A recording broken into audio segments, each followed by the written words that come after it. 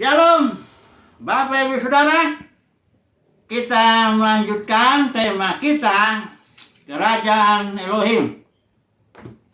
Jadi kita rencanakan bahwa ini tema yang sangat penting ini kita menelusuri dulu ya. Dari Kejadian sampai Wahyu. Tapi beberapa hal ini saya mau sampaikan dua hal yang sangat-sangat menjadi artinya sangat penting. Itu dia menjadi katakanlah benang merahnya ini, yaitu yang pertama, kedaulatan Tuhan. Dalam arti Tuhan berotoritas. Saya sudah coba jelaskan kemarin otoritas itu dengan suatu katakanlah cerita bagaimana seorang supir yang badannya besar, memiliki kuasa, memiliki tenaga, bawa truk yang besar juga, memiliki power lah. Tapi datang ada polisi dengan simbol, dengan pakaiannya yang lengkap, simbol otoritas. Dia bisa break, berhenti itu, bahkan hormat itu supir yang besar badannya itu turun. Polisi bilang, mana STNK, mana SIM. Dengan nurut dia tak bantah-bantah, dia kasih. Kenapa? Karena polisi ini punya otoritas, ya. Sementara ini sopir cuma punya kuasa, ya, badan besar dan sebagainya. Kalau orang punya otoritas, itu berarti dia lah yang menentukan segalanya. Kalau otoritas, kalau Tuhan memiliki otoritas atas segalanya, itu berarti Tuhan yang menentukan segalanya. Yesus karena Yesus itu Son of God, artinya God di sini El Elyon ya, karena dia dimulai dari Melkisedek itu dia imam besar daripada El Elyon, dan Yesus itu menjadi imam atas aturan Melkisedek, bukan Harun. Jadi Yesus itu secara nama ya, ingatnya juga nama pribadi. Tidak ada Tuhan punya nama pribadi kecuali ketika dia jadi manusia namanya Yesus. Tapi Tuhan punya nama dalam arti karakter, keunikan, itu ya yang saya maksud. Nama itu El Elyon, the Most High God, Tuhan yang tertinggi, yang punya otoritas tertinggi. Itu sebabnya Yesus dia sebagai pewaris, dia bilang ketika dia sudah mati dan bangkit, dia katakan segala otoritas sorga di bumi sudah di tanganku. Itu sebabnya Yesus bilang kalau aku nanti dia sudah tinggikan, dia akan tarik semua manusia kepada dirinya. Nggak ada di sini mau bicara kehendak bebas manusia atau apa, nggak ada. Manusia itu hanya bisa jadi hamba dosa atau hamba kebenaran. Nggak pernah jadi tuan dosa atau tuan kebenaran. Nggak bisa. Jadi semua manusia sudah jadi hamba dosa, oleh kasih karunia Tuhan tarik. Sebagian di zaman ini. Tuhan nggak mau menyelamatkan semua manusia di zaman ini. Kalau dia mau, dia bisa lakukan. Karena dia punya otoritas. Ini dia otoritas itu. Mesti ngerti Bapak Saudara. Otoritas itu sesuatu yang memang susah menjelasinya. Tapi pendeknya orang yang punya itu, dia akan yang menentukan segalanya. Karena Tuhan dia yang memiliki otoritas itu, dialah yang menentukan segalanya. Baik terang, baik gelap. Ini makanya saya baca. Banyak orang Kristen tak berani bilang. Ya, sesuai dengan apa yang tertulis di sini. Nah, saya baca dulu sebentar ya, Yesaya. Ya. Yesaya 45 ayat yang ini seluruh pasal ini selalu bicara itu akulah Tuhan, tidak ada yang lain. Ini artinya akulah yang menentukan segalanya. Akulah yang berotoritas atas segalanya. Tuhan bilang begini ya, akulah Tuhan, ini ayat 6 ya, akulah Tuhan, tidak ada yang lain yang menjadikan terang tapi juga menjadikan gelap. Yang menciptakan nasib mujur dan menciptakan nasib malang. Siapa yang bikin nasib malang? Tuhan. Akulah Tuhan yang membuat semuanya ini. Nah, banyak orang Kristen gak bisa terima ini. Karena kebanyakan orang Kristen punya dua Tuhan. Satu Tuhan yang baik, itulah Yesus. Ya, Yesus itu selalu bikin baik. Gak pernah dia bikin yang menyakiti, melukai apa semuanya. Nanti kalau ada satu lagi Tuhan, orang Kristen, itu namanya iblis. Ini yang bikin jahat ini. Makanya orang Kristen kalau ada yang menimpa dirinya yang jahat, itu dia berarti iblis ini. Kalau ada yang baik, itu Tuhan. Ya, Makanya nggak bisa mengucap syukur dalam segala hal orang Kristen. Nggak kayak Ayub. Ayub itu bilang, terpujilah nama Tuhan. Dialah yang memberi, dialah yang mengambil. Itu Ayub. Dan Ayub bilang, di Alkitab bilang, dalam semuanya itu Ayub tidak berbuat salah dengan lidahnya. Artinya benar. Ayub mengatakan bahwa Tuhan yang memberi, Tuhan yang mengambil. Tapi orang Kristen tidak gitu. Tuhan Yesus yang memberi, setan ini yang ngambil nih. Karena dia pencuri katanya. Nah, ini dia. Nggak mau mengakui otoritas Tuhan. Ya. Kemudian dalam kitab Amos, perhatikan lagi sini. Amos pasal 3 ayat 6. Adakah, ini bagian bawah ya, adakah terjadi malapetaka di suatu kota dan Tuhan tidak melakukan? Artinya Tuhanlah yang membuat malapetaka di suatu kota.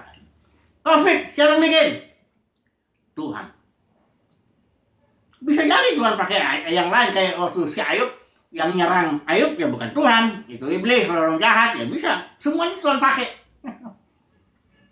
Tuhan punya segalanya, keledai pun dipakai untuk negor nabi yang udah bebal.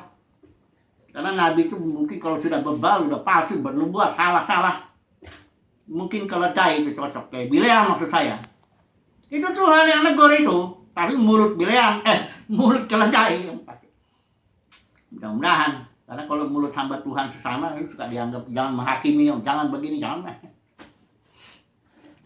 Jadi Tuhan berotoritas, artinya dialah yang menentukan segala-galanya. Dialah yang menjadi penyebab segala sesuatu. Segala sesuatu berasal dari dia, oleh dia, dan kepada dia.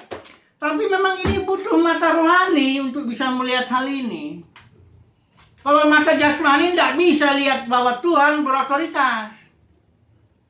Nggak bisa melihat bahwa Tuhan yang melakukan segalanya. Nggak bisa, hanya mata rohani. Kalau mata jasmani nanti lihat orang buta, dia bilang begini, ini siapa yang salah nih Tuhan? Karena dia pikir ini nggak mungkin Tuhan yang bikin ini. Ini pasti nih ya, Bapak yang salah nih atau dia yang salah. Nah, gitu. Tuhan bilang enggak, bukan salah dia, bukan salah orang tuanya. Bapak sendiri yang merancang sedemikian, dia lahir buta dengan maksud supaya pekerjaan Tuhan dinyatakan kepada orang buta ini, supaya kemuliaan hanya bagi Tuhan. Segala sesuatu berasal dari dia, oleh dia, dan kepada kemuliaan dia. Ini mata rohani. Kalau mata jasmani tidak bisa lah, udahlah. Repot nih kalau mata jasmani ini ya. Tapi ini yang pertama. Otoritas di tangan Tuhan. Burung jatuh. Tak ada yang terjadi di luar kehendak Bapa. Semuanya dalam kehendak Bapa. Dalam keinginannya. Ini dia ya, kedaulatan Tuhan, otoritas. Ini harus paham dulu. Ya, segalanya ditentukan oleh Tuhan. Ya, satu. Kedua, poin kedua, ini yang di dalam Kejadian 1:28. Bahwa Tuhan mau mengatur segala sesuatu melalui manusia. Ditempatkannya manusia di bumi untuk melaluinya Tuhan mengatur, memerintah, berotoritas atas segala sesuatunya. Ini luar biasa ini. Bagaimana caranya manusia ini bisa menjadi, katakanlah, perpanjangan representatif, karena Selem itu manusia harus menjadi, setelah diproses ya, menjadi serupa, segambar dengan dia, dengan cara Tuhan memproses melalui dua pohon itu. Nanti kita singgung dulu. Yang penting ini dulu, dua poin ya. Yang pertama, Tuhan berotoritas. Tangkap dulu ini, renungkan dulu ini. Seluruh Alkitab dari Kejadian menunjukkan bahwa Tuhan maha otoritas, maha kuasa. Dia menentukan segalanya. Kalau udah nggak ngakuin ini udah susah, terserahlah. Udah susah itu. Kalau udah nggak mengakui ini. Udah, kalau yang bilang ada banyak ngomong yang baik dari Tuhan, yang jahat dari setan. Nah, ini udah susah itu. Ya, sudah susah itu kalau udah begitu ya. Tidak ada lagi jalan untuk bagaimana itu memahami ini Alkitab. Ya.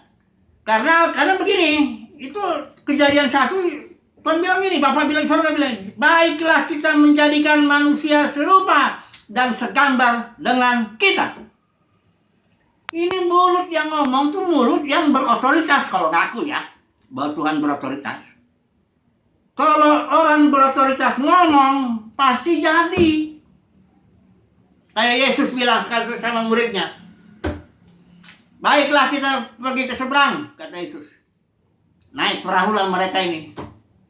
Di tengah jalan, di tengah lautan itu, tengah danau itu ya, ada tiba-tiba angin ribut, langsung Yesus tidur. Kalau saya ada di antara yang 12 itu, saya tidur juga. Kenapa? Gak usah takutlah dengan badai. Kan Yesus sudah bilang, marilah kita pergi ke seberang. Artinya pasti kita sampai ke seberang, apapun juga badai dan ombak yang menghantam kita. Kalau Yesus tidur, mari kita tidur juga. Nanti sampai kok, nggak tahu gimana, pokoknya sampai. Kenapa? Mulut berotoritas yang sudah diucapkan Yesus. Ini murid-murid nggak percaya dah. Dibangunin Yesus, bukannya bukannya Yesus apa? Setelah Yesus bereskan ini angin, ditegur. Mengapa kamu nggak percaya katanya? Kenapa tegurannya nggak percaya? Kan saya udah ngomong tadi di sini. Mari kita ke seberang. Kau nggak percaya lidahku ini bicara? Banyak orang nggak percaya lidah Bapa di sorga udah ngomong. Baiklah kita menjadikan manusia serupa, segambar dengan kita. Banyak orang nggak percaya. Banyak ini percaya begini. Sebagian jatuh dalam dosa, udah itu kaget Bapa di sorga begitu. Tiba-tiba buru-buru dia bikin apa keselamatan oleh Yesus. Oh ternyata sebagian yang menerima, puji Tuhan lah. Dan sebagian besar mayoritas ke setan ya, ditaruh di neraka selama-lamanya. Ini apa ini kalau bukan artinya tidak percaya dengan otoritas? Ya nggak ngerti lah dengan otoritas. Kalau otoritas, Yesus kalau berotoritas dia bilang, Lewi, ikut aku. Ikut. Ya. Nggak ada mau kayak ngemis-ngemis Yesus supaya diterima. Tolonglah. Masa setan semua yang mayoritas ini? Aneh. Inilah ya. Jadi yang pertama, Tuhan berotoritas. Yang kedua, Tuhan mau memerintah segala sesuatu melalui manusia. Manusia yang sudah mengalami proses dengan dua pohon itu menjadi serupa segambar dengan dia. Serupa itu Selem dan Demut. Selem itu artinya representatif, mewakili. Kita jadi wakil Tuhan di sini. Kemudian manusia ya, semua manusia ya. Wakil Tuhan semua manusia itu rencananya. Kalau sekarang belum terjadi ya tunggu dulu. Ya, Ibrani itu bilang begitu kok. Sekarang ini baru kita lihat Yesus saja, tapi nanti semuanya, ya nanti lah itu soal yang Ibrani itu ada, ya. Jadi Tuhan mau memerintah melalui manusia yang nanti diproses menjadi serupa segambar dengan dia. Selem representatif, Demut itu artinya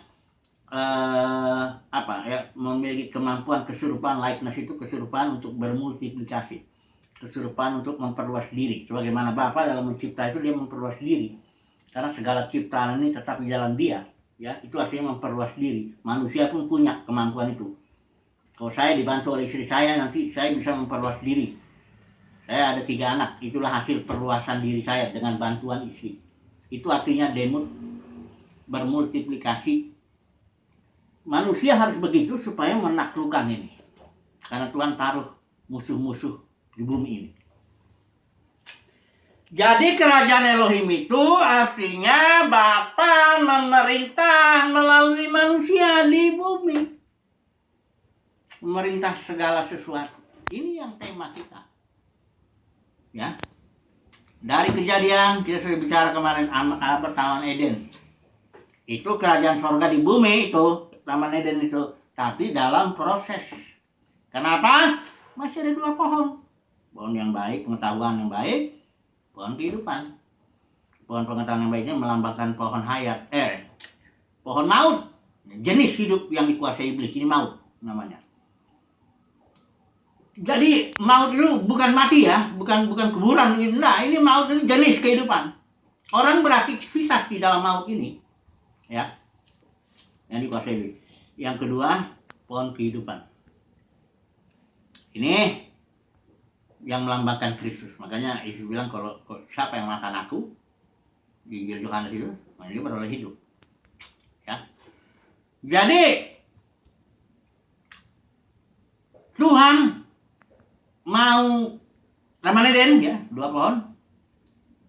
Ada ular di Taman Eden. Belum ada tembok. Ya. Kalau di kota Yerusalem yang sudah jadi, ada tembok, nggak mungkin lagi yang nagis-nagis masuk situ. Hanya 1 pohon, pohon kehidupan. Sungai air kehidupan nanti buka, ya. Manusia sudah memerintah di sini. Kalau di sini belum, ya. Manusia sudah menjadi serupa segambar dengan dia, nggak ada lagi maut. Di sini masih ada, ya. Pohon mautnya masih ada di situ kan, di taman ini. Tinggal dimakan aja. Jadi, oke. Jadi 2 poin ini kalau ini tidak dipahami, ya sudah tidak memahami lah keseluruhannya. Pertama, otoritas. Tuhan punya otoritas, artinya dialah yang menentukan segalanya. Dialah yang merancang segalanya. Ya, baiklah kita menjadikan manusia serupa segambar dengan kita, itu pasti jadi. Dia yang merancang, dia pasti jadikan, lakukan itu. Rencana Bapa tidak boleh gagal, tidak mungkin gagal, tidak akan gagal. Dia berotoritas. Yang kedua, dia mau. Ini Malik Kejadian 1 ayat 26 sampai 28 tuh, dia mau memerintah melalui manusia. Selama ya tentu yang 2 ini tetap jalan, ya dia tetap berotoritas, ya. Tapi dia mau melalui manusia. Secara khusus dia berjaman ini. Oikonomia itu kalau istilahnya di Timotius itu dispensasi atau administrasi atau manajemen. Tuhan punya periode waktu di mana dia memperlakukan manusia dengan cara tertentu. Ya, nanti kita belajar itulah dispensasi itu. Tapi itulah rencananya dia genapi. Nah di dalam dispensasi ini, zaman ini Tuhan hanya pilih sebagian. Itulah namanya buah sulung. Orang ya, buah sulung. Tapi kembali kalau mata jasmani ini, perpuluhan dianggap uang. Buah sulung juga uang. Itu buah sulung itu di dalam perjanjian baru kayaknya muncul kurang lebih 8. Ini saya udah pernah ngomong 9 kali ya. Nggak pernah menunjuk kepada uang. Buah sulung itu orang percaya, Kristus atau para pemenang. Tapi ajaran sekarang buah sulung uang. Memang dasar otak duit kok. Ngomongnya khotbahnya udah duit melulu. Alkitab nggak begitu. Itulah saya bilang mata jasmani. Kalau mata jasmani memang cuma bisa melihat uang jasmani. Mata rohani ada upah di surga.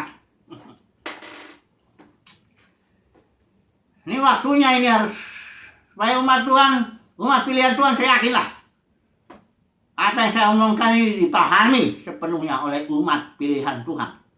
Tapi kalau hanya dipanggil aja, ya enggak, karena banyak yang dipanggil, sedikit yang dipilih. Nah umat pilihan Tuhan itu pasti ngerti nih yang saya omongin ini, bahwa Tuhan berotoritas, amin katanya. Amin dalam arti ngerti ya. Bukan amin, kebanyakan orang ngomong amin aja. Tuhan berotoritas, ngerti dia. Kedua, bahwa Tuhan mau memerintah segala sesuatu ini, membangun kerajaan, menegakkan kerajaannya di bumi ini melalui manusia itu. Yang tentu raja dari segalanya Yesus lah kan. Nah, nanti kita lihat itu.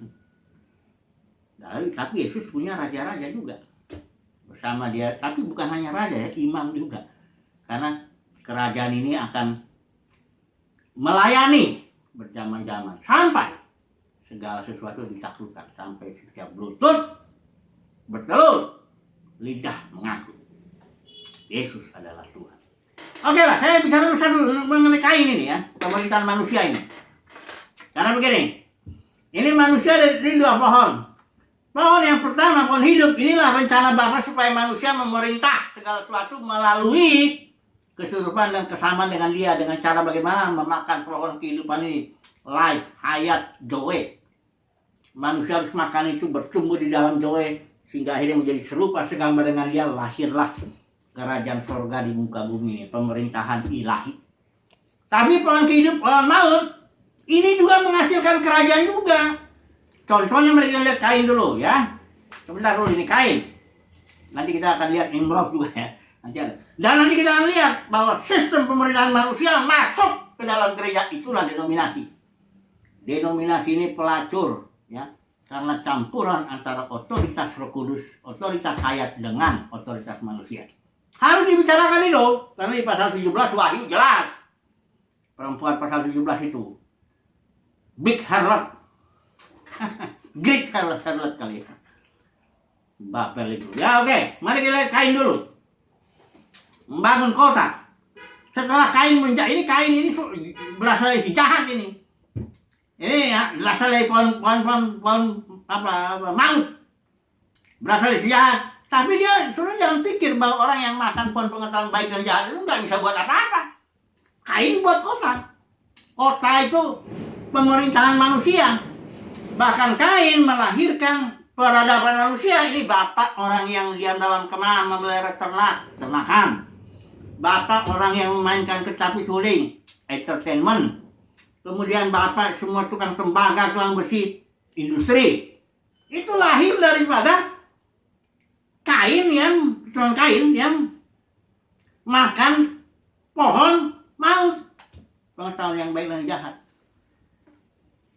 Inilah pemerintahannya manusia ini, cikal bakal, nanti bertumbuh lagi Nimrod. Itu lebih hebat lagi kerajaan dia. Besok ya. Ini cukup dulu lah kesimpulannya dulu, bahwa